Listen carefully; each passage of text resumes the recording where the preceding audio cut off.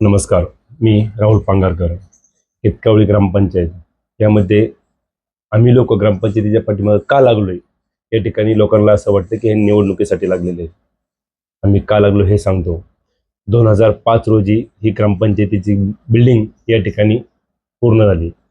त्यानंतर 4 टर्म या ठिकाणी ग्रामपंचायत निवडणुका झाल्या. त्या 4 टर्ममध्ये या ठिकाणी 4 सरपंच येऊन गेले, किती सदस्य येऊन गेले, तेवढ्या ह्यांच्यामध्ये किती लोकांनी पदासाठी खर्च केले हे सांगता येणार नाही.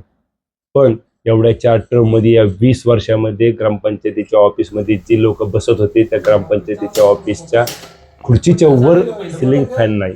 20 वर्षामध्ये या ठिकाणी सिलिंग फॅन लावता नाही आला. आम्ही ज्यावेळेस मालक या ठिकाणी प्रश्न विचारायला लागला, मालक या ठिकाणी बसल्यानंतर लोकांनी त्यांना प्रश्न विचारले की इथं फॅन का नाही लावला, इथं फॅन लावा. तेव्हा या ठिकाणी सिलिंग फॅन लावलेला आहे. आम्ही कशासाठी पाठीमागे लागलो हे समजून घेतलं ना. तरी विचारल्यानंतर आम्ही प्रश्न केल्यानंतर या ठिकाणी सिलिंग फॅन लावला. 20 वर्षात त्यांना एक साधा फॅन लावता नाही आला. हे शिकवतात का? हा, या ठिकाणी ग्रामपंचायत निवडणूक प्रत्येकाने लढलीच पाहिजे. का? ग्रामपंचायत निवडणूक लढणं म्हणजे काय? सरपंच राजकारण ठरवतं गावामधील काय चांगलं पाहिजे काय वाईट पाहिजे. गावामधील शाळा चांगली पाहिजे का वाईट पाहिजे हे राजकारणी ठरवतात. गावामध्ये पाण्याची व्यवस्था चांगली पाहिजे का वाईट पाहिजे हे राजकारणी ठरवतात. गावातील रस्ते चांगले पाहिजे का नाही वाईट पाहिजे हे राजकारणी ठरवतात. गावातील आरोग्य व्यवस्था चांगली पाहिजे का वाईट पाहिजे हे राजकारणी ठरवतात. जर आपण प्रश्न नाही विचारले, ह्या गोष्टी कुणासाठी पुढे जाणार? आपण राजकारण्यांपाशी जातो, देवाच्या दारात जाऊन म्हणत नाही की आमचा रस्ता चांगला करा म्हणून. म्हणला कधी नाही. राजकारणात जाऊन म्हणला की आमचा रस्ता बनवून द्या म्हणून. त्यामुळे राजकारण ठरवतं सर्व कारभार या ठिकाणी कसा पाहिजे ते. येणारी निवडणूक, या निवडणुकीमध्ये छत्रपती संभाजी महाराज पॅनल उभा केलेला आहे. हा ह्यासाठी नाही की कुणाला विरोध करण्यासाठी. ज्या लोकांनी आया बहिणींचे सॅनिटायझर पॅड खाल्लं त्यांना विरोध करण्यासाठी या ठिकाणी पॅनल उभा केलेला आहे आणि माझं उभे करणार आहे.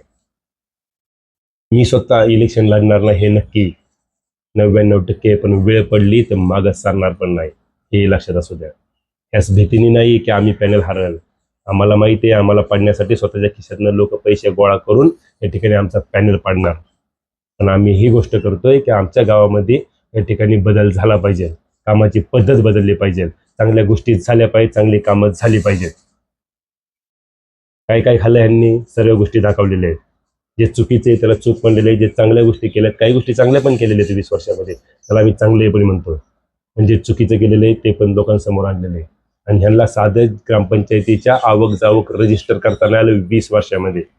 हा कारभार ग्रामपंचायतीचा आहे. भरपूर गोष्टी आहेत समोर येतीलच. त्यामुळे तुम्ही असं म्हणत असाल की त्यांच्या पाठीमागे लागलो म्हणजे त्यांचा अहंकार तुटला की लोकांना ह्या गोष्टी कशा दाखवायला लागल्या. आजपर्यंत या ठिकाणी ग्रामपंचायतीच्या ऑफिसमध्ये बसून कारभार चालत नव्हता. ढाब्यावर बसून चालायचा. ढाब्यावर यांना ग्रामपंचायतीत बसायला मजबूर केलेले. ज्या खुर्चीवर नव्हते, फॅन लावत नव्हते ना, तिथं फॅन लावायला मजबूर केलेलं आहे. येणाऱ्या ग्रामपंचायतीच्या निवडणुकीमध्ये छत्रपती छत्रपती संभाजी महाराज पॅनलचं फक्त बटन दाबा. ओपन पाठिंबा देऊ नका, फक्त बटन दाबा. एक प्रयत्न करत आहे आम्ही की या ठिकाणी काहीतरी बदल होईल. त्यामुळे तुमची साथ महत्वाची आहे. चारी एक 5-10% लोक आहेत की ते विरोधच करणार आहेत. त्यांना चांगलं दिसणार नाही. स्वतःचं पोरग चांगली शान नाही भेटली तरी चालेल, पण आमचा बेवडा नेताच आम्हाला पाहिजे ही लोक ठरवणारी आहेत. काही अडचण नाही. आम्ही आमचा फक्त एकच म्हणणं आहे, चांगलं काम करण्यासाठी या ठिकाणी प्रयत्न करत आहे. आपलं गाव आपण नाही तर कोण सुधारणार? बाहेरचा येऊन कोणी सुधरू शकत नाही. एक प्रयत्न करत आहे. पॅनल पडला काही भीती नाही, आमची माणसं पडली काही अडचण नाही. पण आमचं स्वाभिमान सांगेल की आम्ही चुकीच्या गोष्टीला विरोध केला, आम्ही चुकीच्या लोकांना साथ नाही दिली. छत्रपती संभाजी महाराजांची भूमी आहे, चुकीच्या लोकांना साथ देणार नाही. गद्दार म्हणून चालणार नाही.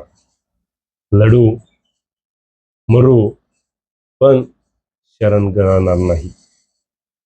त्यामुळे कुणी समजू नका की आम्ही तुम्हाला घाबरल, आम्ही हारू, शरण जाणार नाही, हे लक्षात असू द्या. त्यामुळे हे जे आम्ही इलेक्शनसाठी करतोय कशासाठी करतोय, तुम्ही किती लोकांचे कान भरा, काही फरक नाही पडत. इलेक्शन हरल्यानंतर पण आम्ही जो उमेदवार जिंकल त्याच्या मिरवणुकीमध्ये आम्ही स्वतः उभं राहू, पण पुढील 5 वर्षात त्याला नोकर म्हणून वागून त्या ठिकाणी त्याकडून काम करून घेऊ, शब्द आहे माझा. धन्यवाद. जय हिंद, जय महाराष्ट्र.